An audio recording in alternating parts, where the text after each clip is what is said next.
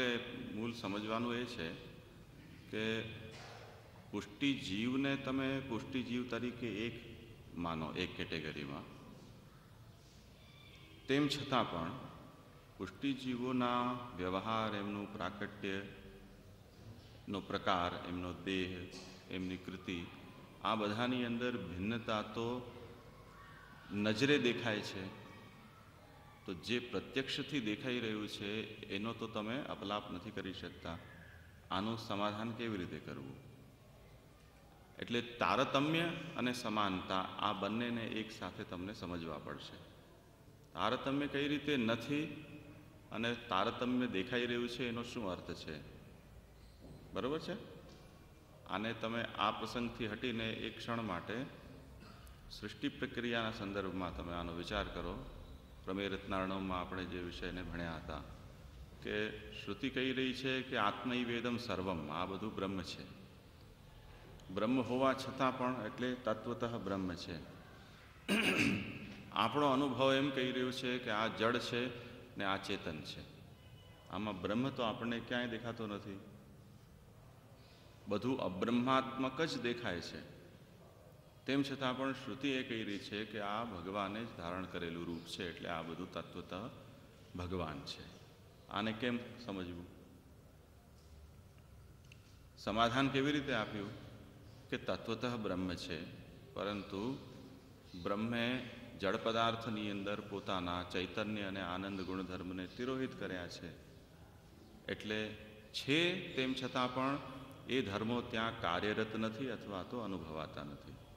તે જ રીતે જીવની અંદર આનંદ ગુણધર્મ તિરોહિત છે. આ તો એક વસ્તુ. બીજી વાત એ, પ્રશ્ન એ થયો કે યદિ જળ પદાર્થમાં સત અને ચિત્ત તિરોહિત છે, ચૈતન્યની અંદર જળ પદાર્થમાં ચિત્ત અને આનંદ તિરોહિત છે, ચૈતન્યની અંદર આનંદ તિરોહિત છે, તો બ્રહ્મજ્ઞાનીને તો બધું બ્રહ્મરૂપ જણાઈ રહ્યું છે. એને શું સમજવું? એક વ્યક્તિને બ્રહ્મરૂપતાની પ્રતીતિ થઈ રહી છે, બીજી વ્યક્તિને નથી થઈ રહી. આનું સમાધાન કેવી રીતે કરવું? તો એક વાત સમજો કે બ્રહ્માત્મકતા જેને જણાઈ રહી છે એનું કારણ એ છે કે એની બુદ્ધિ ઉપરથી, દૃષ્ટિ ઉપરથી અવિદ્યાનું આવરણ ભગવાને દૂર કરી દીધું છે. એને કારણે એ પદાર્થોને એ બ્રહ્મરૂપ તરીકે જાણી સમજી શકી રહ્યો છે. જે આપણા જેવા વિદ્યાવાન જીવો છે એમની દૃષ્ટિ ઉપરથી અવિદ્યા ભગવાને નથી ખસેડી, એમને પ્રત્યેક પદાર્થનો અનુભવ જળ અને ચેતનના રૂપમાં જ થાય છે, બ્રહ્મરૂપથી નથી થતો. આને આ વાત ઉપર તમે ઘટિત કરો. તારતમ્યમ ન સ્વરૂપે દેહેવા તત્ક્રિયાસુવા તથાપિ યાવતા કાર્યમ તાવત તસ્ય કરોતી. ભગવાને જે પુષ્ટિજીવને પ્રકટ કર્યા છે એ પુષ્ટિજીવોના અંદર ભગવત સેવા કરવાની પાત્રતા રૂપ જે કોઈ પણ સમાનતા કે ભગવાનની ગુણગાન કે ભક્તિ કરવા માટેની કે એ જે ભગવદ રૂપ ફલ પ્રાપ્ત કરવા માટેની પાત્રતા છે એ સમાન રૂપથી ઉપલબ્ધ છે એમના અંદર. એમાં કોઈ જ યોગ્યતામાં ખામી નથી. પરંતુ ભગવાન એ તારતમ્ય એટલે સમાનતા છે એને પ્રાકટ્યકાલમાં પ્રકટ નથી રાખી રહ્યા. ત્યાં જેમ જળ અને ચૈતન્યનો ભેદ ભગવાને પ્રકટ કર્યો છે કોઈક આવિર્ભાવ તિરોભાવની પ્રણાલીથી, તે જ રીતે જીવોની બાબતમાં પણ, પુષ્ટિજીવની બાબતમાં પણ કોઈ તારતમ્યને પ્રકટ કર્યું છે.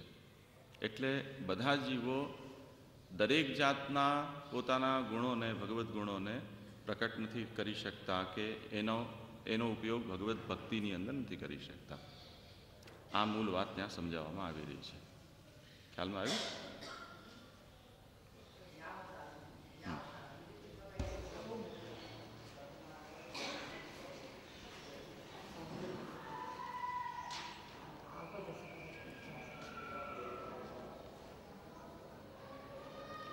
હા, ના એ તો મને ખ્યાલ આવ્યો. એટલે આમાં શું તમને કહેવું છે? તો આ લાંબો વિષય છે, લાંબો વિષય છે, આપણે પછી કરીએ.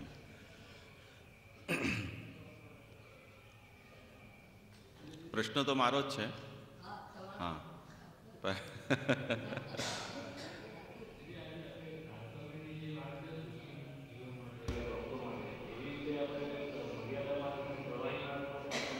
હા, બિલકુલ માની શકાય. એ વિષયમાંનું નિરૂપણ ગ્રંથમાં નથી, પરંતુ જે તારતમ્ય અહીં પ્રકટ કર્યું છે એ જાતના તારતમ્યથી મર્યાદા જીવો સાથે પણ ભગવાન લીલા કરી જ શકે છે. પ્રવાહી જીવોની અંદર પણ તે જ રીતે તારતમ્ય પ્રકટ કરીને પ્રભુ લીલા કરે જ છે.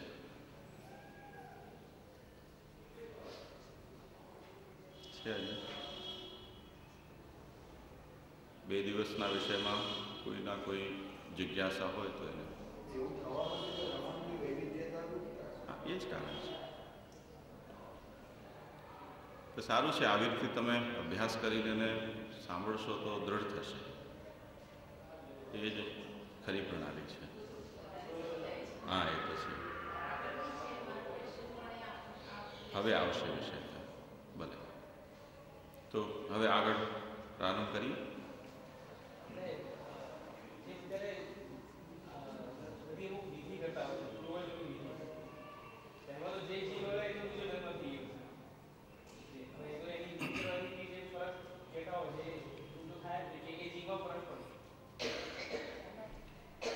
થઈ ગયો છે કે નથી થઈ ગયો એમાં કોઈ પ્રમાણ નથી. ન પણ થયો હોય અને થઈ પણ ગયો હોય એટલે કરવું જોઈએ.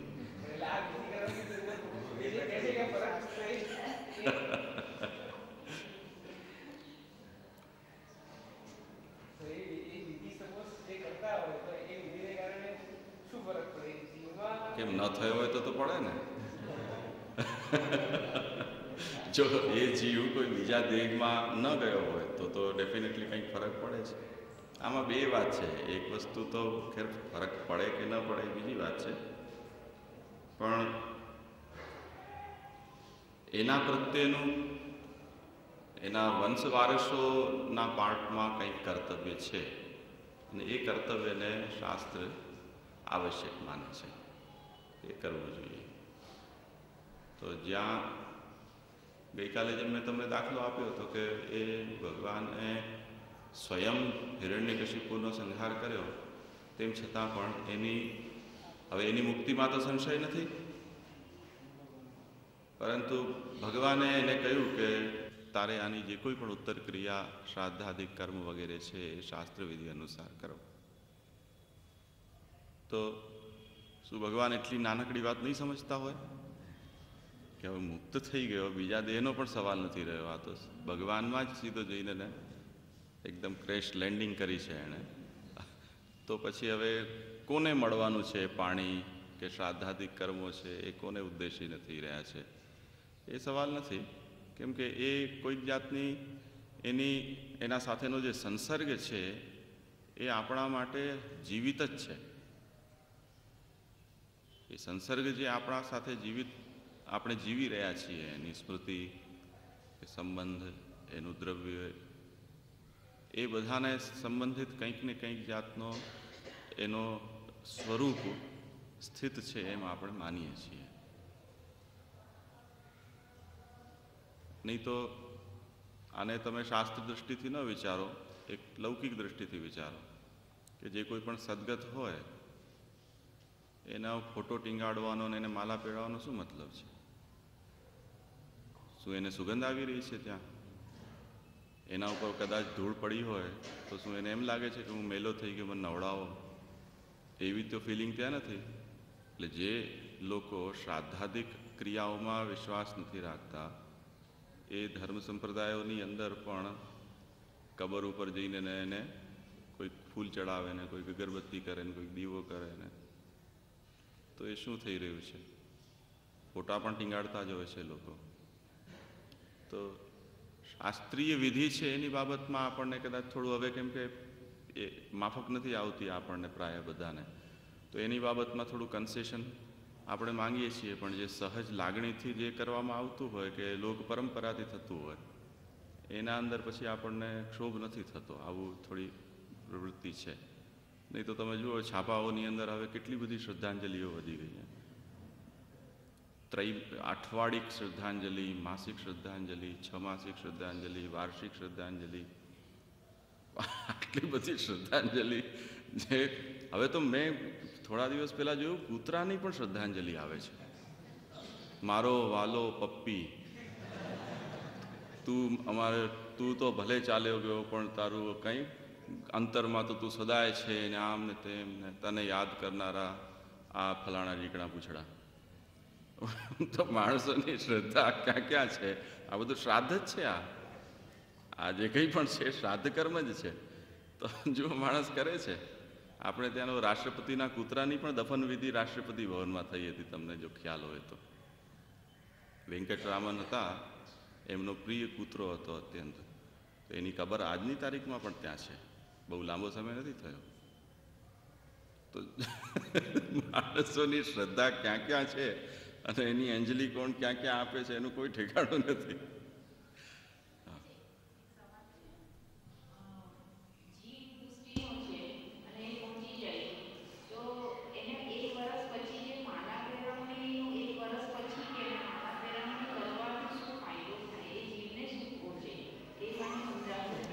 મને પણ નથી સમજાતું.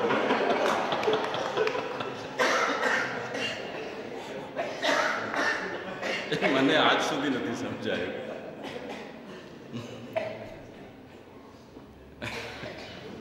એટલે આ જે માલા પેરામણી નામનું કર્મકાંડ પુષ્ટિ માર્ગમાં અમુક પ્રદેશમાં થાય છે, સૌરાષ્ટ્ર કાઠિયાવાડમાં. એની ઘણી ઘણી અલગ અલગ વિધિઓ છે, એના રૂલ્સ રેગ્યુલેશન્સ બધા અલગ અલગ છે. પણ ન તો શ્રી મહાપ્રભુજી ગુસાઈજીના ગ્રંથોમાં કે ન એમના સંબંધિત જે વૈષ્ણવો છે એમના ચરિત્રમાં ક્યાંય આવો કોઈ ઉલ્લેખ કરવામાં આવ્યો નથી. એટલે કોઈક પ્રાદેશિક પુષ્ટિમાર્ગી પરંપરાના રૂપમાં આ એક વસ્તુ ઊભી થયેલી છે. જૂની પણ ઘણી છે, એવું નથી કે આ 150 વર્ષમાં પેદા થઈ હોય. એના બંને પક્ષોને વિચારી શકાય. યદી આ જે કર્મકાંડ છે માલા પેરામણી નામનું, એને કોઈ ધંધાકીય સ્વરૂપ ન આપે, આર્થિક વ્યવહારોને એના અંદર ન સંડોવે, કે એનું કોઈ સામાજિક રૂપ ન માને, રિવાજનું રૂપ, અથવા શ્રાદ્ધ ક્રિયા જેવું કોઈક એનું આ સપ્લિમેન્ટ છે કે એના કંઈક ઓપ્શનના રૂપમાં આ પરંપરા છે એવું ન માને. અને એનું સ્વરૂપ જો આપણે એમ વિચારીએ કે જે કોઈ પણ પુષ્ટિમાર્ગી એનો દેહનો અવસાન થયું છે, એ પુષ્ટિમાર્ગીને ભગવત સ્મરણ કરવા માટે જે કોઈના મનમાં પણ ઈચ્છા હોય, અથવા એ પોતાની હયાતીમાં જેમને પ્રત્યે ભગવત સ્મરણનો વ્યવહાર કરતો આવ્યો છે,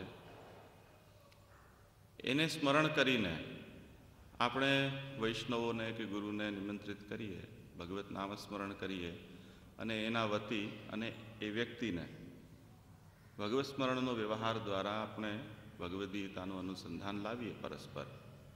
જો આટલી શુદ્ધ ભાવનાથી આ વસ્તુને કરવામાં આવે તો એમાં કોઈ સૈદ્ધાંતિક દોષ નથી, એટલે સિદ્ધાંત વિરુદ્ધ પરંપરા નથી.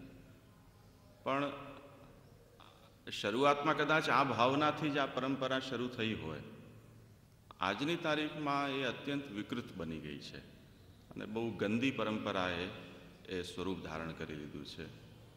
અને એમાં જેના જેના પણ છેડા અડતા હોય એ લોકો બધા એને પોતાના તરફ તાણવાનો પ્રયાસ કરે કે ભાઈ આ પ્રસંગ જ્યાં સુધી તમે માલા પેરામણી ન કરાવો ત્યાં સુધી એને વૈકુંઠની પ્રાપ્તિ ન થાય, કે એનો ગોલોકવાસ ન થાય.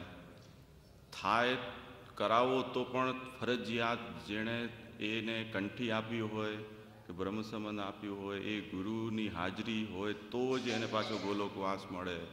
એમાં જો કોઈ બીજા ગુરુ આવી જાય તો પાછો ગોલોકવાસ ન થાય.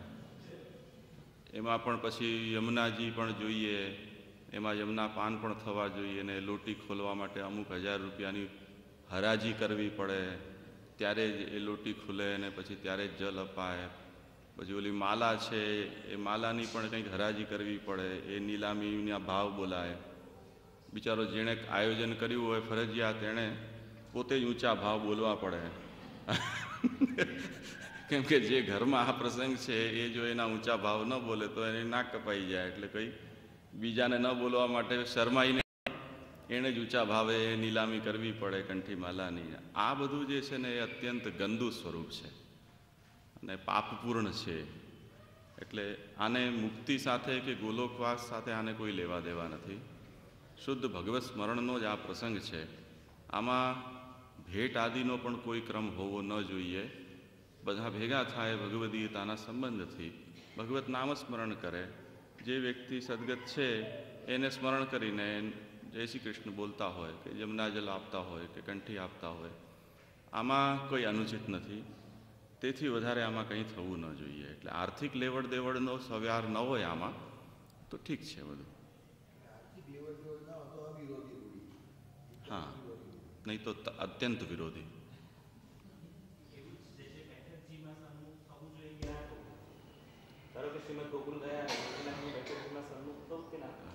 એટલે મને પૂછો તો ભક્તિ માર્ગી કોઈ પણ પ્રકાર, કોઈ પણ સ્થાન કે ભક્તિ માર્ગી કોઈ પણ સત્સંગનો ક્રમ, ત્યાં યદિ આર્થિક પક્ષ ન હોય, એનું વ્યાપારીકરણ ન હોય, એનું ધંધાકરણ ન થયેલું હોય તો કોઈ દોષ નથી.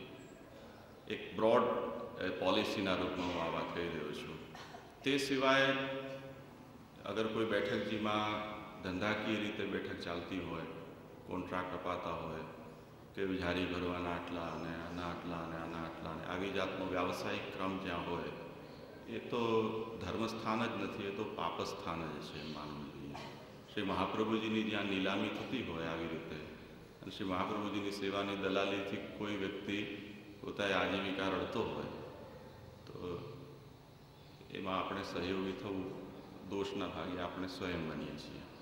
એટલે એ ન થવું જોઈએ. હા, એટલે અમે લોકો તો જતા નથી. એક વાત સમજો, વ્યાવસાયિક રીતથી જ્યાં ક્યાં પણ સેવાઓનો ક્રમ છે, ચાહે ઠાકોરજીનો ક્રમ હોય, ચાહે શ્રી મહાપ્રભુજી, ગુસાઈજી, હરિરાયજી વગેરેનો ક્રમ હોય, ત્યાં અમે લોકો નથી જતા. ત્યાં ગયા પછી અમને ઓર વધારે કષ્ટ થાય છે કે ભાઈ આવી કરુણ સ્થિતિમાં શ્રી મહાપ્રભુજીને આપણે પટકી દીધા કે બે કોડીનો માણસ છે એ તમારી ઊંચી બોલી બોલે એક વર્ષની, અને આખા વર્ષ છે મહાપ્રભુજીને કમાઈને આપતા રહે પૈસા. તો આવી સ્થિતિ પુષ્ટિ માર્ગીની હોવી એ અત્યંત દુઃખદ છે.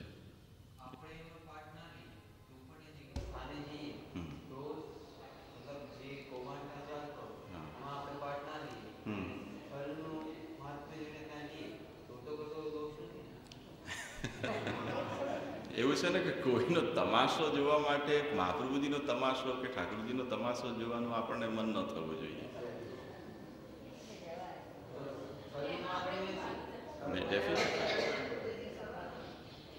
નિશ્ચિત રૂપથી એ તમાશો આપણે જોઈએ તો દોષ આપણા એ રીતે ભાગી બની જ રહે છે. એક વાત સમજો કે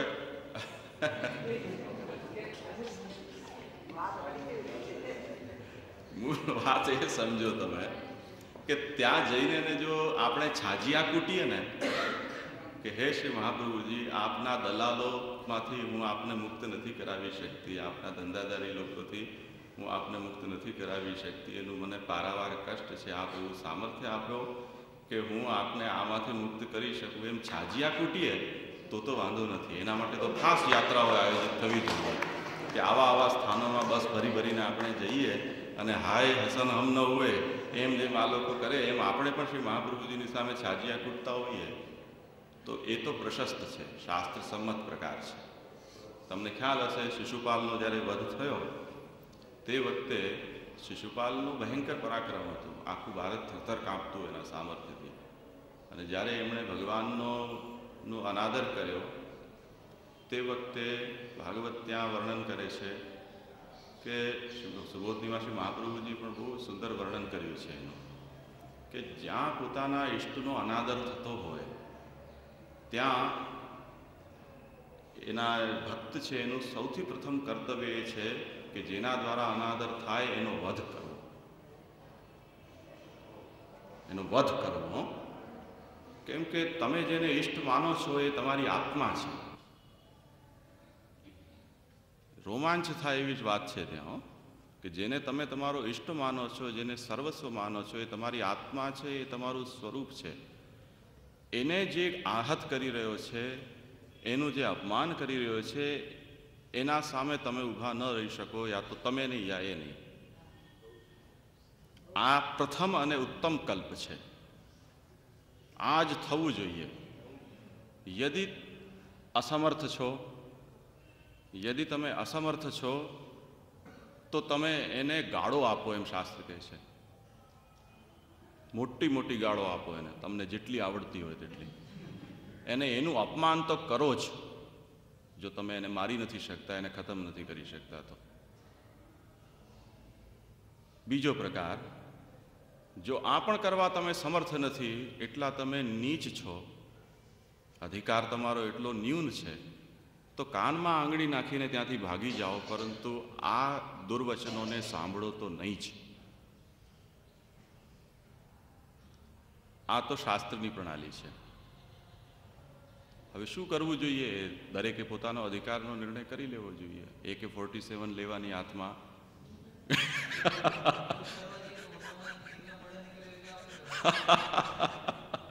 જે હોય તે. તમે જુઓ, એ વર્ણન વાંચી લેજો, શિશુપાલ વધનો જે પ્રસંગ છે તમે વાંચી લેજો. ઘણા રાજાઓ ભગવાનના સમર્થનની અંદર હતા, પણ શિશુપાલથી ભયભીત હતા. એ લોકો દુર્વચન કહીને એને ત્યાંથી ભાગી ગયા.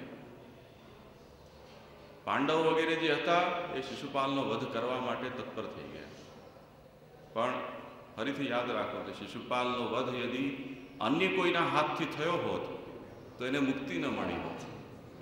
એટલે ભગવાને એ લોકોના પ્રયાસોને વિફલ કરી અને સ્વયં શિશુપાલનો વધ કર્યો, કેમ કે એનો અધિકાર તો મુક્તિનો હતો. ખ્યાલમાં આવ્યું ને?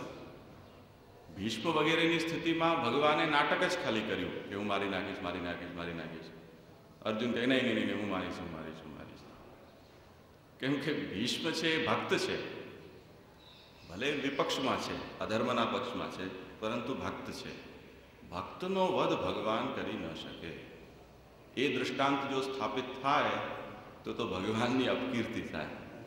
એટલે ભગવાન ચાહત તો તે વખતે પ્રલય કરી શક્યા હોત. ભગવાનની અંદર એવો આવેશ હતો મહાભારતના યુદ્ધમાં કે તે જ વખતે સમગ્ર કૌરવ સેનાને ભસ્મસાત કરી શક્યા હોત.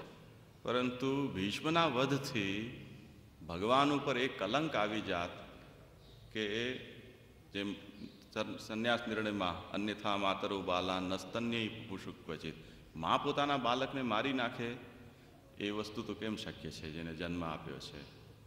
એટલે ભગવાને માત્ર નાટન કર્યું જેથી અર્જુન ઉત્તેજિત થાય અને એ શૌર્યથી યુદ્ધ કરે. તો જેનું જે જાતનો અધિકાર છે તે અનુસાર એને કરવું જોઈએ. હવે જ્યારે આ નીતિ છે ત્યારે જઈએ તો દંડવત કરાય કે ન, આ પ્રશ્ન જ અસ્થાને છે. જ્યારે જવાનું જ પ્રાપ્ત નથી થતું તો જઈએ ત્યારે દંડવત કરાય કે નહીં, એ વસ્તુ જ અસ્થાને થઈ રહી છે. મને સાચું પૂછો, એક વખત રથયાત્રાની અંદર એવા કોઈક બેઠકમાં અમારાથી ચાલ્યા જવાયું, કેમ કે મને એની બહુ ડિટેલ ખ્યાલ હતી નહીં. પણ ત્યાં જઈને જે સ્થિતિ જોઈ કે શ્રી મહાપ્રભુજીના જે નિજ મંદિરમાં ઊભા રહી શકાય એવી પણ શક્યતા હતી ને એટલી ગૂંગણામણ થતી હતી. ટોળાના ટોળા એટલા બધા, પછી નીતરતા પાણીથી સડેલા એકદમ. અમે અગાસી ઉપર ચડી ગયા. એટલે એક અમારા જ પહેલાં જ એક વૈષ્ણવ ભાઈ ઉપર બેઠા હતા. એટલે એમણે મેં કીધું કે તમે અહીંયા ક્યાંથી? તો કે હું તો જ્યારે પણ કોઈ બેઠકજીમાં આવું ને રથયાત્રા વખતે ખાસ, ત્યારે હું અગાસી ઉપર જ ચાલ્યો જાઉં સીધો, નીચે તો જતો જ નથી. મેં કીધું એનું કારણ શું? તો કે જ્યારે પણ યાત્રા આવવાની ખબર પડે ને ત્યારે મહાપ્રભુજી અંદર હોતા જ નથી, ઉપર જ હોય છે.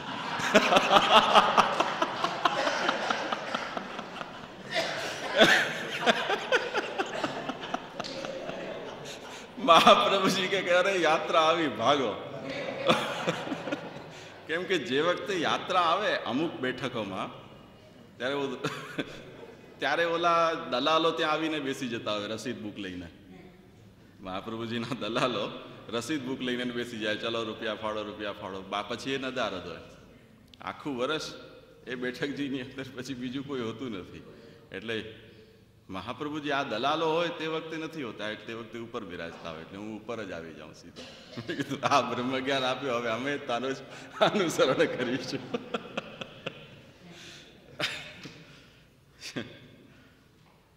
ચાલો,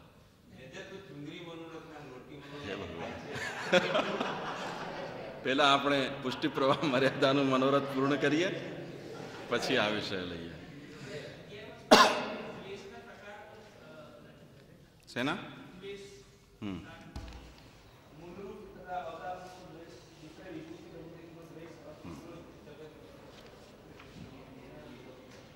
એ પ્રવાહનો નિરૂપણ આવે તે વખતે લઈ લઈએ. હવે અત્યાર સુધી ના નિરૂપણમાં પુષ્ટિ સર્ગના ભેદનું નિરૂપણ આપણે જોયું. એવમ સર્ગસ્તુ તેષામ હિ. હવે ફલનું નિરૂપણ કરી રહ્યા છે. ભગવાન એવ હિ ફલમ સ યથાવિર ભવેદ ભુવિ ગુણસ્વરૂપ ભેદેન તથા તેષામ ફલમ ભવેદ. કે પુષ્ટિજીવ એનું ભગવાન જ ફલ છે. ચાહે પ્રવાહ પુષ્ટિ હોય, મર્યાદા પુષ્ટિ હોય, ચાહે પુષ્ટિ હોય, ભગવાનથી ભિન્ન કોઈ ફલ એને ભગવાન આપતા નથી. એટલે સ્વરૂપાનંદ, ભજનાનંદનું દાન આ ફલ છે. એટલે પુષ્ટિજીવને ન તો ભગવાન મુક્તિ આપે છે, પુષ્ટિજીવને ભગવાન ન તો લૌકિક ગતિ આપે છે. નવરત્નનું તમે સ્મરણ કરો. ચિંતા કાપી નકાર્યા નિવેદા હિતાત્મભિ કદાપીતિ ભગવાન અભિ પુષ્ટિસ્થો ન કરિષ્યતિ લૌકિકીન જગતિ. ભગવાન લૌકિક ગતિ નહીં કરે, કેમ કે પુષ્ટિસ્થ છે, પુષ્ટિ માર્ગમાં સ્થિત છે. તમે પણ પુષ્ટિ માર્ગમાં સ્થિત છો, એથી લૌકિક ગતિ નહીં થાય. તો ભગવાન એ પુષ્ટિજીવનું ફલ છે. હવે જોવા મળે છે કે પુષ્ટિજીવના ચરિત્રોમાં, આચાર્યોના ચરિત્રની અંદર, ભગવદીઓના ચરિત્રમાં, કે વિભિન્ન પ્રકારની અનુભૂતિઓ પુષ્ટિજીવોને થયેલી છે. ભગવાન તો ફલ છે, એમને ભગવત સંબંધી જ કોઈક ફલ પ્રાપ્ત થયું છે. પણ જેમ અત્યારે આપણે આંતરબાહ્ય ભજનના સ્વરૂપનો વિચાર કર્યો, કોઈકને ભગવાને હૃદયની અંદર બિરાજી અને ફલદાન કર્યું છે, કોઈકને બહાર પ્રકટ થઈ અને કર્યું છે. કોઈકના સામે, કોઈકને અવતાર કાલની અંદર ભગવાને પોતાના સ્વરૂપાનંદ કે ભજનાનંદનું દાન કર્યું છે. કોઈક જીવોને અનવતાર કાલમાં જ મૂકી રાખ્યા છે, જ્યાં ભગવાનનો એ જાતનો અવતાર હવે શક્ય નથી. દાખલા તરીકે વર્તમાન સમય. કોઈક વખતે ભગવાન જેમ રામ અવતાર, વામન અવતાર, નૃસિંહ અવતાર, એવા રૂપની અંદર ભગવાન ફલરૂપ થયા છે. પ્રહલાદાદીના સન્મુખમાં કે બલિના સન્મુખમાં, રામચંદ્રજીના કાળમાં જે ભક્તો થયા તેના સન્મુખમાં. એનાથી કોઈક વિશિષ્ટ પ્રકાર કૃષ્ણાવતારની અંદર ભગવાને પ્રકટ કર્યો છે. કૃષ્ણાવતારની અંદર પણ નંદરાયજી, યશોદાજી વગેરેના સામે ભગવાન બાલરૂપથી પ્રકટ થયા છે. જ્યારે સખાઓ સાથે ખેલવાની ઉંમર પ્રાપ્ત થઈ ભગવાનની, તે વખતે એના પહેલાં એ સખાઓના હાથમાં ભગવાન આવ્યા ન હતા. કિશોર અવસ્થામાં ભગવાન સખાઓને તે રૂપમાં, એ અવસ્થામાં ફલરૂપ થયા. તે પછીનો જેટલું પણ ચરિત્ર તમે લ્યો, ભગવાન સ્વધામ પધાર્યા, આસુર વ્યામોહ લીલા કરી તે સુધીમાં જેટલા પણ ભગવાનના ભક્તો હતા, એમને ભગવાન કોઈક અલગ અલગ રૂપથી ફલાનુભૂતિ કરાવી છે. એક સમાન ભગવાનનો અનુભવ બધાને નથી.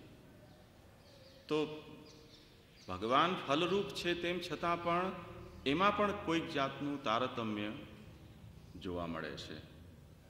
આ એક અહીંયા મુખ્ય પ્રશ્ન છે. એટલે આજ્ઞા કરે છે અહીંયા કે ગુણ સ્વરૂપ ભેદેન તથા તેષામ ફલમ ભવેદ. ભૂતલ ઉપર જે પ્રકટ થયેલા ભગવાન, એ પોતાના ગુણ અને સ્વરૂપના ભેદથી ફલરૂપ થઈ રહ્યા છે. એટલે અહીં એ પ્રશ્ન હવે ઉપસ્થિત ન થઈ શકે કે ભગવાન ફલરૂપ છે તો કોઈકને આ રૂપમાં કોઈકને આ રૂપમાં, એમ કેમ? કેમ કે ભગવાન ફલરૂપ એ જીવના અધિકાર અનુસાર થઈ રહ્યા છે. આવું ભગવાન શા માટે કરે છે? શા માટે ભગવાન બધાને એક સમાન સ્વરૂપથી ફલદાન નથી કરતા? એનું કારણ એ છે કે ભક્ત જે ભગવાનને ચાહે છે એની ભગવાન પ્રત્યેની ભાવના પણ ભિન્ન ભિન્ન છે. ભગવાન પ્રત્યેની ભાવના ભિન્ન હોવાને કારણે જો એક સમાન રૂપથી ભગવાન એને ફલરૂપમાં પ્રાપ્ત થાય તો ભગવાન તો પ્રાપ્ત થઈ ગયા, પણ એના મનને સંતોષ નથી થતો. એટલે સખાને યદી સખ્ય ભાવ છે જેનો ભગવાન પ્રતિ, એના હાથમાં ભગવાન ઉવા ઉવા કરતા ઘોડિયાના બાલકની માફક આવી જાય તો એ બિચારો ઉપાધિમાં પડી જાય. મારે તો નેવના કિનારા ઉપર આની સાથે ગેડી દડો રમવાનું હતું ને આને ઉવા ઉવા કરવા, ભગવાન તો ઠીક છે, સારું છે ભગવાન પધાર્યા એ તો, પણ આ ઉપાધિ થઈ ગઈ. એ ભાવનું પોષણ નથી થતું. એટલે યદ્યધ્યાત ઉરુગાય વિભાવયંતી તત્તદ વપુ પ્રણયસે સદનુગ્રહાય, એમ શાસ્ત્ર કહે છે.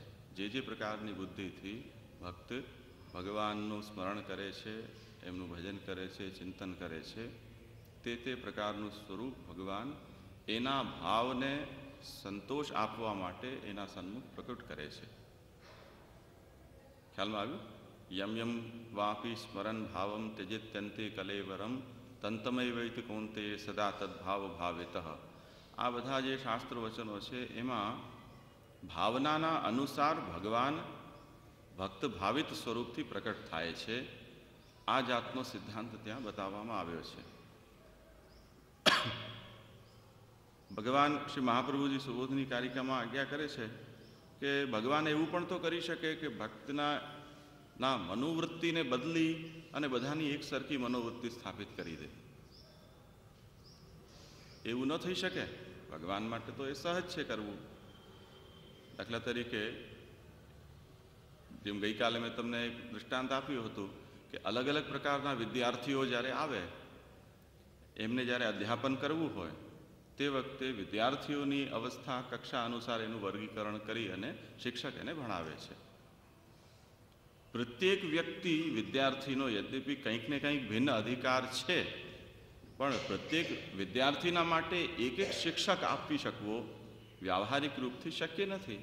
એટલે આપણે લોકની અંદર એવી વ્યવસ્થા ઊભી કરીએ છીએ કે જે બહુમતી છે તે અનુસાર કામ ચાલશે. એમાં પ્રત્યેક વ્યક્તિ માટે ભિન્ન ભિન્ન વ્યવસ્થા આપણે નથી આપતા. દાખલા તરીકે કોઈ દવાની ફાર્મસીની છે કંપની, એને દવા બનાવવી હોય તો દુનિયાની અંદર જેટલા ટાઈપના રોગીઓ પેદા થતા હોય એ દરેક પ્રકારના રોગીઓ અનુસાર એક એક અલગ અલગ દવા નથી બનતી હોતી. દવાઓ કોઈક એક સ્ટાન્ડર્ડથી બને છે. પછી જો એ દવાના અનુસાર તમારી આવશ્યકતા નથી તો ચાહો તો એ દવાના 4 ભાગ કરીને તમે એને ખાઓ, ચાહો તો મેં તમને દાખલો આપ્યો તો 250 વાળો એમ 2 ગોળી લઈને તમે એને તમારા રોગને મટાડો. એ જાતનું એડજસ્ટમેન્ટ હવે તમારે કરવાનું છે. ઓલા માટે શક્ય નથી કે એક એક રોગ માટે રોગીના માટે અલગ અલગ દવા બનાવે. પણ શ્રી મહાપ્રભુજી કહે છે કે આ આપણા માટે કઠિન કાર્ય હોઈ શકે, તો ભગવાન માટે આ કઠિન નથી. ભગવાન માટે આ કામ કઠિન નથી. કેમ કે મહાપ્રભુજી એમ આજ્ઞા કરે છે કે સ્વભાવસ્યાન્યથા ભાવો નવૈ શક્ય કથંચન અતસ્ત્રિવિધ જીવેશુ ત્રિવિધા ભગવત કૃતિ. જીવનો સ્વભાવ છે એને અન્યથા એટલે એ સ્વભાવથી અલગ હટીને કોઈક સ્વભાવ સંપાદન કરવું એ મુશ્કેલ કામ છે. એમાં ગૌરવ દોષ છે. કેમ કે અસંખ્ય જીવાત્માઓ છે. પ્રત્યેક જીવાત્માના ભાવને બદલી અને એના અનુસાર પછી એને બનાવવો, એક સ્ટાન્ડર્ડ ઉપર લાવવો અને પછી એને ફલદાન કરવું, એના કરતાં ભગવાનને એમ વધારે સરળ લાગે છે કે બોલ તારો કેવો ભાવ છે એવો હું તારા સામે હાજર. ભગવાનને આ શોર્ટકટ લાગે છે. કેમ કે સત્ય સંકલ્પ છે. સત્ય સંકલ્પ હોવાને કારણે, વિરુદ્ધ ધર્માશ્રય હોવાને કારણે, સર્વભવન સમર્થ હોવાને કારણે ભગવાનને માટે આ વસ્તુ સહજ છે. એટલે જે પ્રકારની ભાવના જે જીવાત્મા ભગવાન પ્રત્યે ધરાવે છે એ ભાવનાને સંતોષવા માટે ભગવાન તે પ્રકારનું રૂપ એના સામે પ્રકટ કરી દે છે. આ પ્રણાલી છે. એટલે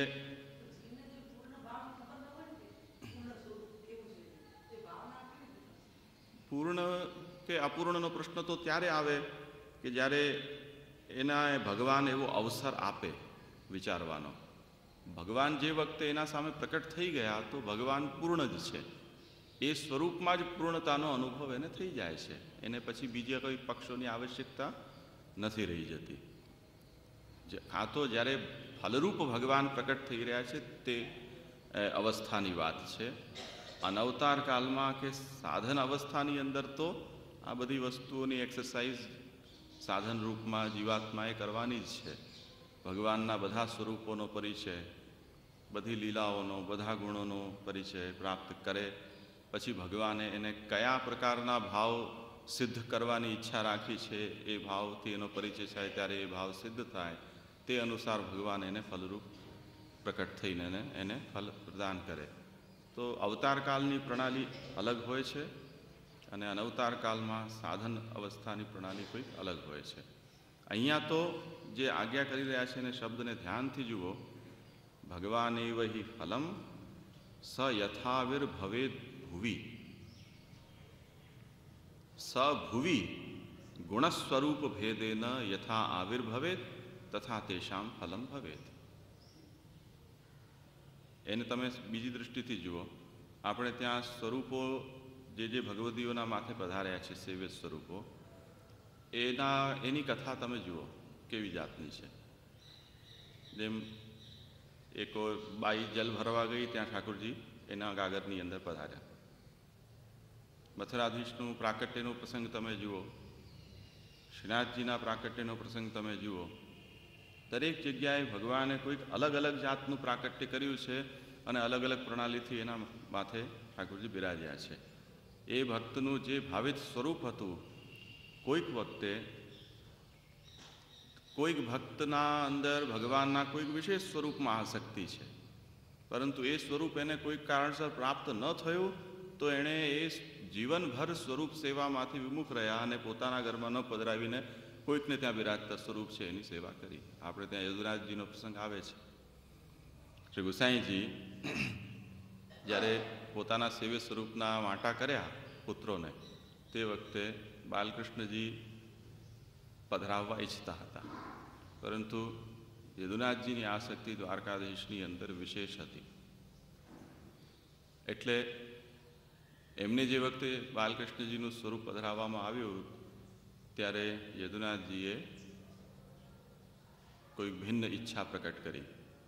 એમણે જીવનભર પોતાના મોટા ભાઈ બાલકૃષ્ણજીના સાથે રહી અને દ્વારકાધીશની સેવા કરી અને બાલકૃષ્ણજી છે એ દ્વારકાધીશની ગોદમાં બિરાજ્યા. ખ્યાલમાં આવ્યું ને? આવું આજની તારીખમાં પણ છે. આવી જાતના ભાવભેદ ભગવત સ્વરૂપની બાબતમાં આજની તારીખમાં પણ છે. કેવી રીતથી ભગવાન કોઈકને ત્યાં પધારે છે એ કંઈ ખબર નથી પડતી. એમાં બહુ વિચિત્ર ક્રીડા ભગવાન પણ કરે છે. તો ગુણ સ્વરૂપ ભેદેન તથા તેષામ ફલમ ભવે. ભગવાન ભૂતલ ઉપર પ્રકટ થાય છે, એમાં કોઈક વખતે ગુણોની અંદર ભગવાન તારતમ્ય કરે છે, કોઈક વખતે સ્વરૂપની અંદર પણ ભેદ પ્રકટ કરી અને ભક્તના અનુસાર એને ફલ આપે છે. બરાબર છે? આના સંબંધમાં તમે આ દૃષ્ટિથી કોઈ વખતે વાર્તા સાહિત્ય કે જે કંઈ પણ પુરાણાદિક છે એનું તમે અવલોકન કરશો તો તમને ખ્યાલમાં આવશે. સામાન્ય દૃષ્ટાંત આપું તમને. વિશ્વરૂપ દર્શન કરાવ્યું અર્જુનને ભગવાને, ત્યારે અર્જુને પ્રાર્થના તો કરી દીધી કે ભાઈ તમારો જે અલૌકિક સ્વરૂપ છે શું છે મને જણાવો, એમ બોલતા બોલાઈ ગયું એનાથી. ભગવાને જ્યારે કરાવ્યા દર્શન ત્યારે થથરી ગયો, કેમ કે એ તો સખ્ય ભાવવાળો છે, એની ભક્તિ સખ્ય ભક્તિ છે. એ આવા વિરાટ સ્વરૂપના સાથે સખ્ય કરી કેવી રીતે શકે? એટલે માફી માંગવા માંડ્યો. અરે મને શું ખબર તમે આવા નીકળશો, મેં તમને શું ધાર્યા હતા અને શું નીકળ્યા. એક્ઝેક્ટલી આ જ શબ્દો અર્જુનના છે. મેં તમને શું ધાર્યા હતા ને શું નીકળ્યા, માફ કરજો ભાઈ, હું તમારી સાથે પલંગ ઉપર બેઠો હું, ક્યાંક લાત વાત લાગી ગઈ હોય તો માફ કરજો ભાઈ. તમે તો આ છો, હું તો મિત્ર માનતો હતો. એમ ભયભીત થઈ ગયો, ક્ષમા યાચના કરવા લાગ્યો. તો જુઓ, એના ભાવથી હટી અને ભગવાને એને પોતાનું સ્વરૂપ દેખાડ્યું તો પણ ગભરાઈ ગયો છે તો ભગવાન જ, એમાં તો કોઈ સંશય નથી. એટલે એણે યાચના કરી કે નહીં, હવે પાછા 4 હાથવાળા થઈ જાઓ, એમાં જ સાર છે, મને એમાં જ મારી સેફટી લાગે છે. એટલે ભગવાન ફરીથી 4 હાથવાળા પ્રકટ થઈ ગયા એમની સામે. કેમ કે ગુણ સ્વરૂપ ભેદે ન તથા તેષામ ફલમ ભવે. ભગવાન તે રીતથી એને ફલરૂપ છે. દેવકીજીના સન્મુખ ભગવાન 4 હાથવાળા પ્રકટ થયા. 4 હાથવાળા પ્રકટ થયા તો દેવકીજી સ્તુતિ કરવા માંડ્યા કે ભાઈ આપ તો વિષ્ણુ છો, આપ તો જગતના પાલક છો, આ છો તે છો. ભગવાન પણ ગભરાઈ ગયા કે અરે યાર, હું તો તમે મને પુત્ર ભાવથી માગ્યો હતો એટલે હું પુત્ર થઈને આવ્યો ને હવે તમે મને એમ કહો છો કે તમે જગતના પાલક છો, દૂધ પીવડાવશો કે નહીં? હું આ કરીશ તો હવે. હા, તો લેવા નકર દેવાના ગોટાળા થઈ ગયા. એટલે ફરીથી ભગવાનને પોતે એમના દ્વારા જે કંઈ પણ સ્વરૂપની ભાવના એમની હતી, ફલરૂપ ભગવાન ચાહતા હતા, એવું સ્વરૂપ ભગવાનને ધારણ કર્યું. અને પૂરું સ્વરૂપ છે એની વિસ્મૃતિ પણ ભગવાને એમને કરાવી.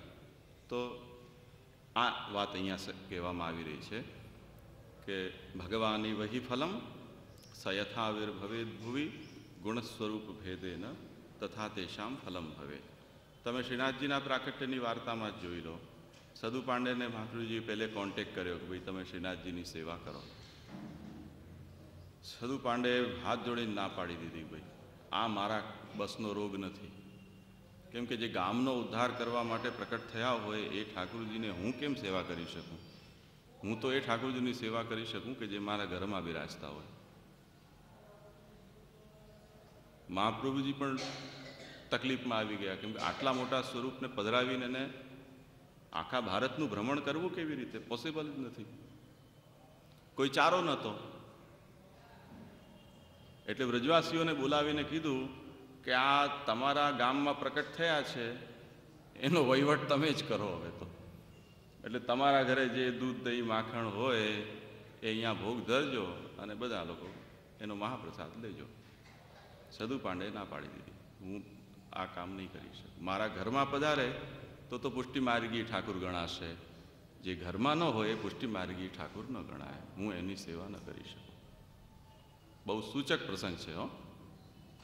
બહુ સૂચક પ્રસંગ છે. મારા ઘરમાં બિરાજે એ પુષ્ટિ માર્ગી ઠાકુર વિશ્વોદ્ધારક તો કે જગત ઉદ્ધારક તો ગણાય છે. હવે એવા સ્વરૂપો તો પુષ્ટિ માર્ગની જરૂર ક્યાં હતી? એટલે જ આજની તારીખમાં પણ શ્રીનાથજીની સેવાની રીતિ કોઈ વૈષ્ણવને ત્યાં આપવામાં આવતી નથી કે ન કોઈ ગોસ્વામી બાલકના ઘરમાં શ્રીનાથજીની સેવાની રીતિ અનુસરવામાં નથી આવતી. સેવાની રીતિ જો અનુસરવામાં આવતી હોય તો મથુરાધીશની હોઈ શકે, નવનીત પ્રિયજીના ઘરની હોઈ શકે, શ્રીનાથજીની નહીં હો. કેમ કે ત્યાં પુષ્ટિમાર્ગી રીતિ નથી.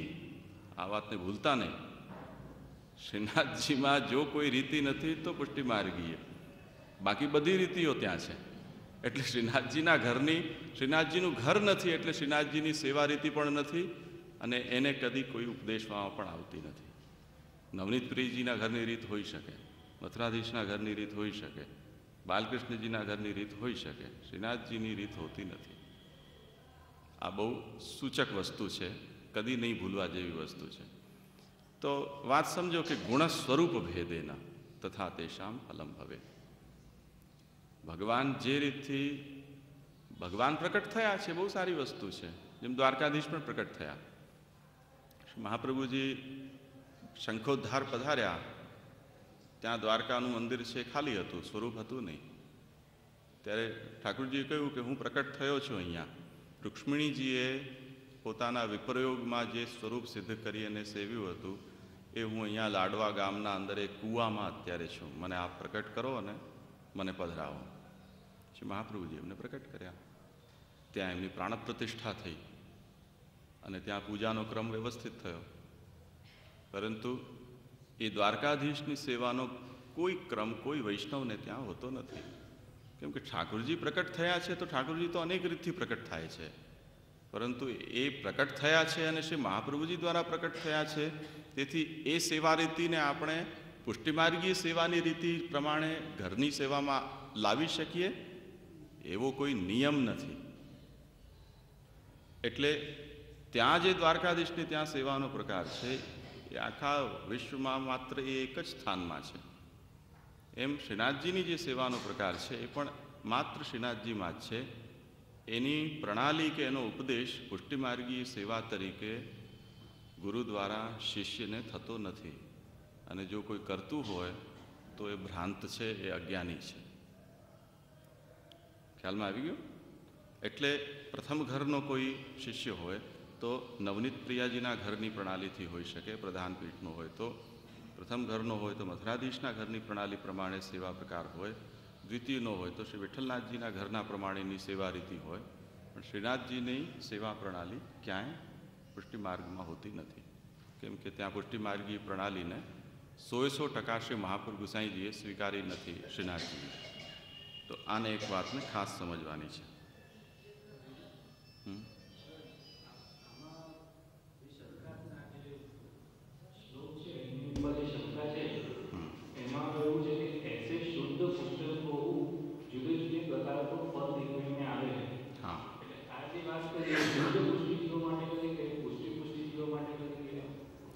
એવું છે કે ભગવાન પોતાના સ્વરૂપ અને ગુણના ભેદથી જીવોને ફલરૂપથી પ્રાપ્ત થાય છે.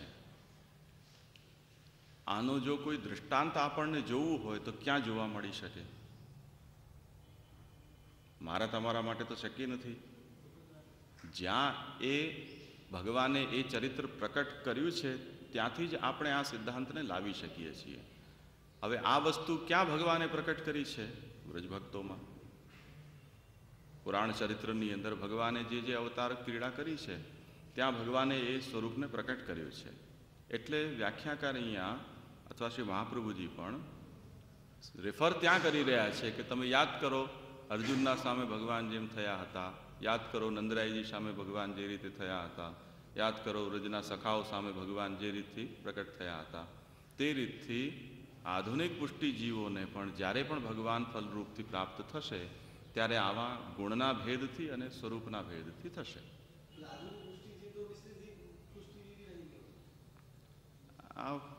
हो सकता है, सामान्यतः हम ऐसा ही कहते हैं, पर ऐसा कोई सिद्धांत नहीं है.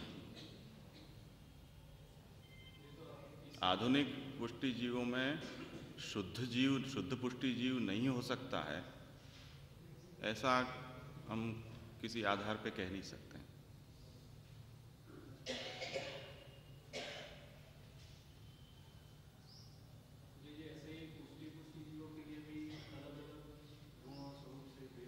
हाँ,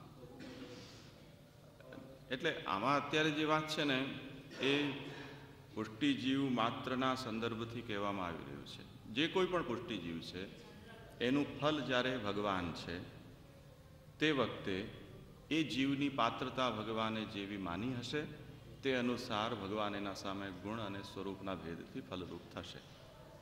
આ રીતે બરાબર છે. એને બહુ સામાન્ય દૃષ્ટાંતથી તમે સમજો તો તમારી સાથે વ્યવહાર રાખનારા સમાજની અંદર માની લો કે 50 લોકો છે, પણ જે વ્યક્તિ તમારા જે પક્ષથી સંબંધિત છે તે અનુસાર જ તમે એના સામે પેશ થશો. તમે તમારા બધા સ્વરૂપથી એના સામે પેશ નહીં આવો. મિત્રની સાથે મિત્ર હશો, વ્યાવસાયિક સંબંધ હશે ત્યાં તે રીતે હશો, તમારા શિક્ષક હશે તો એની સાથે એવી રીતે હશો, તમારો કર્મચારી સાથે તેવી રીતે હશો, તમારા માતા પિતા પત્ની પુત્ર બહેન સસરા આની સામે તે રૂપથી પ્રસ્તુત હશો. તમારા બધા સ્વરૂપો એ બધા સંબંધોના સામે તો પ્રકટ નહીં હોય. એમ ભગવાન પણ કરી રહ્યા છે. આટલું જ સિમ્પલ લોજિક છે આમાં. બરાબર છે ને?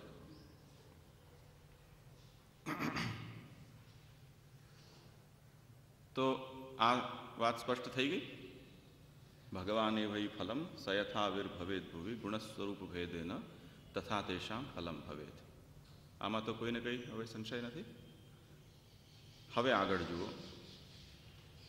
આસક્તો ભગવાનેવ શાપમ દાપયતિ ક્વચિત અહંકારે થવા લોકે તન્માર્ગ સ્થાપનાય.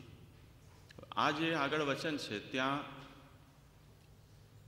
સૌથી પ્રથમ આપણે જોયું કે સૃષ્ટિની અંદર જીવાઓની ઉત્પત્તિનો પ્રકાર, એમાં અક્ષર બ્રહ્મમાંથી અસંખ્ય જીવાત્માઓનું પ્રાકટ્ય થાય છે, જે ચિત્ત પ્રધાન છે. એ જીવાત્માઓનું વરણ અનાદિ છે. જે લોકો પ્રમેય રત્નાર્ણવના સત્રમાં હાજર હશે એમને ખ્યાલ હશે કે કેટલાક જીવો બદ્ધ હોય છે, જે સંસારમાં પ્રકટ થાય છે. કેટલાક જીવો નિત્ય મુક્ત હોય છે. નિત્ય મુક્ત જીવોનો અર્થ એ છે કે જે ભગવત લીલા ધામની અંદર જેમની સ્થિતિ છે, આ જીવો નિત્ય મુક્ત છે. બરોબર? દાખલા તરીકે ગમે તેટલી સરકારો બદલાય, ગમે તેટલા પોર્ટફોલિયો બદલાય કે મિનિસ્ટર્સ બદલાય, પણ સરકારના કેટલાક હોદ્દેદારો એ છે કે જે કોંગ્રેસ હોય ત્યારે પણ એના જ હોય, અને બીજેપી હોય ત્યારે પણ એના હોય, આરજેડી આવે તો પણ એના હોય. એનાથી એ લોકોના અવસ્થામાં કોઈ ફરક નથી પડતો, કેમ કે એ પરિચારક મંડળ છે. મુખ્ય રૂપથી તો દેશનું સંચાલન એ જ કરી રહ્યો છે. બરાબર છે ને? એને અહીંયાથી ઉપાડીને તમે અહીંયા મૂકો કે અહીંયાથી ઉપાડીને ત્યાં મૂકો, પરંતુ એમની જે સ્ટેટસ છે એમાં કોઈ ફરક નથી પડતો. જે અધિકારી વર્ગ છે સરકારનો, ખરેખર કંઈક અક્કલવાળો છે. જે તો આ નિત્યમુક્ત જેવી કોઈ કક્ષા છે. બરાબર છે? જેમ કલેક્ટર છે કે આઈએએસ ઓફિસર છે કે જજીસ છે કે આવા જે કંઈ પણ ક્ષેત્રો છે, યા મિનિસ્ટર્સના પીએ તરીકે જે લોકો આવતા હોય, કોઈક ને કોઈક સરકારી મહેકમામાં એ લોકો ફરજ બજાવી રહ્યા છે. આ બધા કોઈક નિત્યમુક્ત જેવા જીવો છે. બાકી જે આવી રહ્યા છે એ બંધમોક્ષ એમનો થયા કરે છે. એવી રીતથી સૃષ્ટિની અંદર ભગવાન કેટલાક પુષ્ટિજીવોને તો બીજા જીવાત્માઓની માફક જ પ્રકટ કરી દઈ રહ્યા છે. આરંભમાં અક્ષર બ્રહ્મની પ્રણાલીથી કેટલાક જીવાત્માઓનું પ્રાકટ્ય સૃષ્ટિમાં સામાન્ય પ્રણાલીથી ન થઈને વિશિષ્ટ પ્રણાલીથી પણ થાય છે. એ વિશિષ્ટ પ્રણાલી શું અને એના દૃષ્ટાંતો આપણે ક્યાં ક્યાં જોવા મળી શકે છે, એ કઈ કઈ પ્રણાલીઓને ભગવાન અનુસરે છે, એનું સ્પષ્ટીકરણ શ્રી મહાપ્રભુજીએ અહીંયા આપ્યું છે. આસક્તૌ ભગવાનેવ શાપમ દાપયતિ ક્વચિત. આનો અન્વય જોઈ લો. આસક્તૌ એટલે ભગવાનના નિત્યલીલા ધામની અંદર જે કોઈ પુષ્ટિજીવ ભગવાનનો ભક્ત ભગવાનથી અન્યત્ર આસક્તિ બતાવે, એની મનોવૃત્તિ ભગવાનથી હટીને કોઈ બીજા સ્થાન ઉપર જાય, તે સ્થિતિમાં અહંકારે એને પોતાના સ્થાનનો અહંકાર થાય, પોતાના સૌભાગ્યનો મદ થાય, તે સ્થિતિમાં અથવા લોકે તન્માર્ગ સ્થાપનાય, લોકની અંદર ભક્તિ માર્ગનું સ્થાપન કરવા માટે એ જીવને એટલે નિત્યલીલામાં રહેલા જીવને ભગવાન શાપાદિક આપીને ભૂતલ ઉપર પ્રકટ કરવા પ્રેરે છે. બરાબર છે?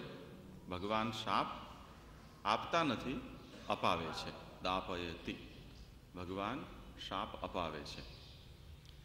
શબ્દનો પ્રયોગ એ રીતે છે. હવે એના દૃષ્ટાંતો તમે જોઈ લો, પુરાણોની અંદર પ્રસિદ્ધ છે. આપણે 2-3 દિવસના અંદર અમુક દૃષ્ટાંતોને ચર્ચી પણ ચૂક્યા છીએ, જેમ જય વિજય વગેરેનો દૃષ્ટાંત છે. પરીક્ષિત છે, એમને અહંકાર થયો.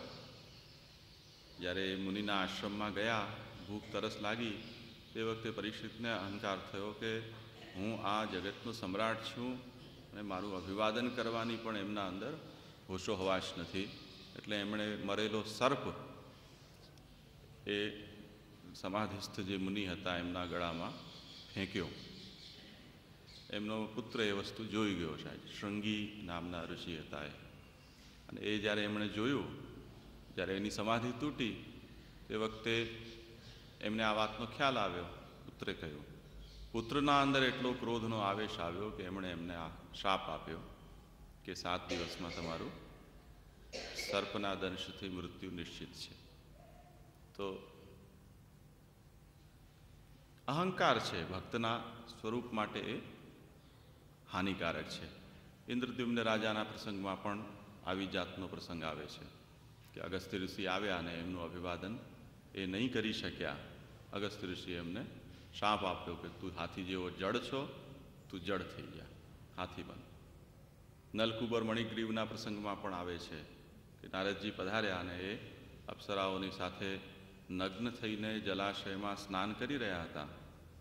અને નારદજી આવ્યા ત્યારે જે સ્ત્રીઓ હતી એ તો લજ્જિત થઈ અને વસ્ત્ર વગેરે ધારણ કરી લીધા, પરંતુ આમને એટલો મદ થઈ ગયો હતો કે નારદજીનો પણ એમણે કોઈ આદર ન કર્યો. એટલે નારદજીએ બહુ કષ્ટ સાથે એમને શાપ આપ્યો કે તમે મદમત્ત છો, તમે એકદમ જળ જેવા છો, તમે વૃક્ષ થઈ જાઓ. અને એ બંને યમલાર્જુનના રૂપમાં ભૂતલ ઉપર જઈને એને પડ્યા. ભગવાન દ્વારા એમનો ઉદ્ધાર પણ થયો. એમણે ક્ષમા પણ માંગી પછી શાપાદિક પછી. ભગવાને પણ ભક્તના વચનને સત્ય કરવા માટે આ ચરિત્રને પ્રકટ કર્યું. કેમ કે જેમણે શાપ આપ્યો એમણે એના વારણનો ઉપાય પણ બતાવ્યો. એક વાત જો, આ બહુ વિચિત્ર સ્થિતિ છે. આમાં ભોગ ભગવાન ના લાગે. તમે કાંઈ પણ કરી દો પછી પાછા એનું પરિહાર પણ બતાવી દો, ભગવાનને કંઈ ખબર જ નથી, જાણે એક બાજુ બેઠા છે. તમે શાપે આપી દીધો પછી દયા કરી દીધી કે હવે ભગવાન ઉદ્ધાર કરશે તમારો. કઈ વાત છે યાર. મને પૂછીને શાપ આપવો તો, અથવા આપી દીધો તો આપી દીધો, હવે તમે એને કઈક રીતથી વારિત કરો, એમાં પાછું મારે ઉદ્ધાર કરવા જવાનું એનો. પણ ભક્તના વચનને સત્ય કરવા માટે ભગવાન પણ આવું ચરિત્રને પ્રકટ કરે છે. એ નલકુબર મણિગ્રીવના પ્રસંગમાં પણ પ્રસિદ્ધ છે. અર્જુનને પણ અહંકાર થઈ ગયો હતો. દ્વારકા જ્યારે આવ્યા અને તે વખતે સભા અંદર બ્રાહ્મણ આવ્યો. બ્રાહ્મણે કહ્યું કે મારા જે બાલક પેદા થાય છે મરી જાય છે. 7, 8, 9 બાલક એના એ રીતથી ચાલ્યા ગયા. પહેલાં તો જ્યારે પણ આવતો ત્યારે દરવાજા ઉપર, રાજાના મહેલના દરવાજા ઉપર એ મળદાને મૂકીને એને ગાળો આપતો, ઉગ્રસેન રાજાને. જ્યાં રાજા અધર્મી હોય, દ્વેષી હોય, પાપી હોય, ત્યાં આવું જ થાય, આમ તેમ. પછી તો એના મૃતદેહોને પણ છોડીને ચાલ્યો જતો. જે વખતે અર્જુન કોઈ પ્રસંગથી ત્યાં ઉપસ્થિત હતા ત્યારે ભગવાન પણ ઉપસ્થિત હતા અને રાજા પણ હતા. અને એમની ઉપસ્થિતિમાં એમણે નિંદા કરી, ભગવાનની જ નિંદા કરી, રાજાની પણ નિંદા કરી. તે વખતે અર્જુનને અહંકાર થયો કે વસ્તુતઃ અહીંયા જે છે બધા નપુંસક છે, કે એક બ્રાહ્મણના પુત્રનો પણ કોઈ બચાવ નથી કરી શકતા. અને બ્રાહ્મણ તો રાજાના માટે તો કહેવાય છે ગો બ્રાહ્મણ પ્રતિપાલ. તો તમારું નામ પણ સાર્થક નથી થઈ રહ્યું આનાથી કે ચલો હું આવું છું તારા પુત્રની રક્ષા કરવા માટે, જોઉં છું તેમ આને લઈ જાય છે. એમાં ઘણા ખૂબ પોતાના પ્રશંસાના વચનો, ગર્વોક્તિ કરી. ભગવાને પણ જોયું, ભાઈ ઠીક, ચાલ બેટા રમ, જેટલું રમવું હોય જોઈએ શું થાય છે. પાછું જ્યારે એને પત્નીને ગર્ભ રહ્યો ત્યારે એણે દિવ્ય અસ્ત્રોનું સંધાન કર્યું, બધા જ દેવતાઓને સ્મરણ કરી અને પોતાના શરીરમાં ઉપસ્થિત કર્યા. અને એવો શાસ્ત્રનું મોટું પાંજરું બનાવીને એના બ્રાહ્મણના ઘરને રક્ષિત કર્યું. જેવો બાલક જન્મ્યો તેવો જ એને આત્મા ચાલ્યો ગયો. અર્જુન એકદમ ભોંચક્કો રહી ગયો, આ શું થઈ ગયું અચાનક, આવું કેવી રીતે શક્ય બને? એને પોતાની સામર્થ્ય ઉપરથી વિશ્વાસ ઉઠી ગયો. પોતાની દિવ્ય શક્તિથી બધા લોકોની અંદર જ્યાં જ્યાં પણ જીવાત્માની ગતિ થઈ શકે ત્યાં જઈને એને જોઈ આવ્યો, પણ કંઈ ન મળ્યું. કેમ કે જે વખતે એણે સંકલ્પ કર્યો ત્યારે એ પણ પ્રતિજ્ઞા કરી હતી કે જો હું નહીં લાવી શકું તો હું જીવતો બળી મરીશ. એટલે ચિતામાં પ્રવેશ કરવા માટે તત્પર થઈ ગયો કે હવે હું બળી મરું છું. બ્રાહ્મણ પણ કહેતો હતો કે આ બહુ મોટી ડંફાસો મારી, કાંઈ થયું નહીં, જો આ 9મું બાલક પણ મારું ચાલ્યું ગયું મારા હાથથી. શું તમારામાં છે શક્તિ? શું તમારા શસ્ત્રો સિદ્ધ કર્યા? શું કરી લીધું તમારા દેવતાઓએ? એણે પણ અવસર જોઈને જે કહેવાનું હતું બધું કહી દીધું.